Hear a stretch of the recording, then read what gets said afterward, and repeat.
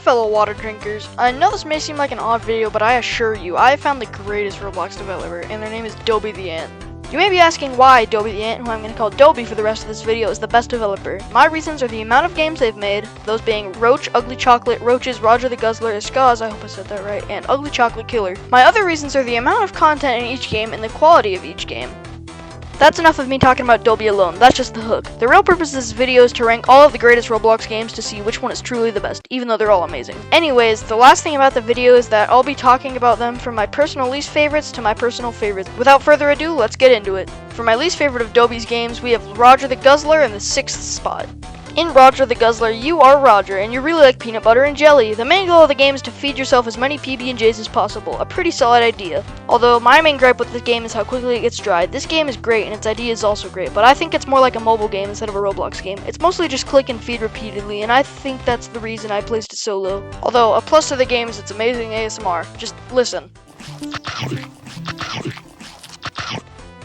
Fifth, I put Ugly Chocolate Killer. In this game, you are a candy maker at Mr. Carey's Candy Factory and are tasked with making 3 dishes. In order, they are peanut butter and jelly, notice a recurring theme here, cereal, and chocolate. When making these dishes, you will do a few steps at a few stations to create each segment of the dish and then finish it. There is a plot, although I'll be saving that for a Dobytheant lore video. There's not much else besides the Ugly Chocolate Killer outside of the window. The reason I put this in the 5th spot is because of 2 things. The first being non-replayability. The game is still fun, but not as memorable as the others because of the lack of missions. My second reason is the time it takes to do actions when trying to create parts. You will have to wait a while after every click, making it feel longer than it needs to be. Overall, an amazing game that could benefit from some updates.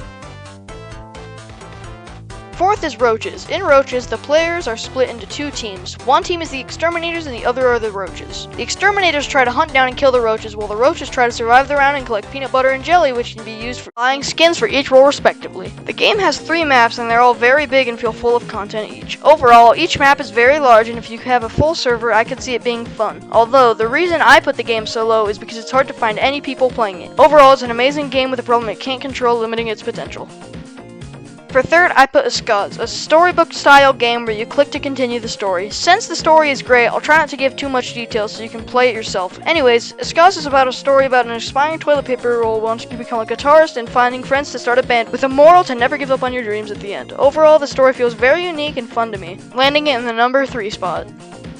Second, I put Ugly Chocolate, a horror/stealth/comedy/collectathon game where you are a man named Lucas that sneaks into people's houses and borrows their cereal. This game feels like a slightly more fleshed out version of the game in the number 1 spot. I find it fun instead of tedious to find cereal and see the extra little details around the house. Although the reason this isn't the number 1 spot is due to its lack of content, only having 2 houses to borrow cereal from.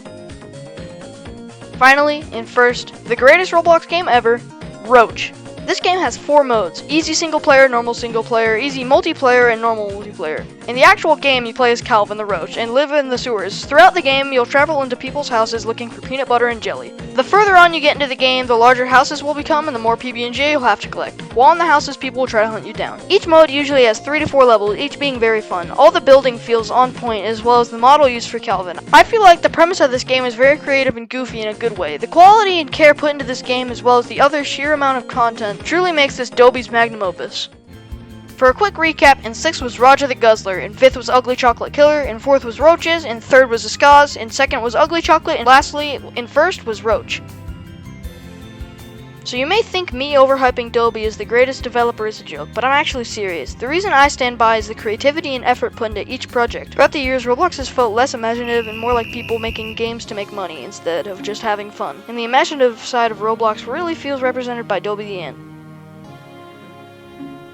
Thanks for watching to the end of this video. If you enjoyed it, which you most likely did due to you watching to the end, then please consider liking, subscribing, watching my other videos, or commenting. If you're looking for something else to watch after this, you should go to Dobytheant's YouTube channel and watch some videos, as well as play some of their games. The links to Dobytheant's YouTube channel and game will all be in the description. Anyways, thanks for watching and tell your mom I said hi. Peace!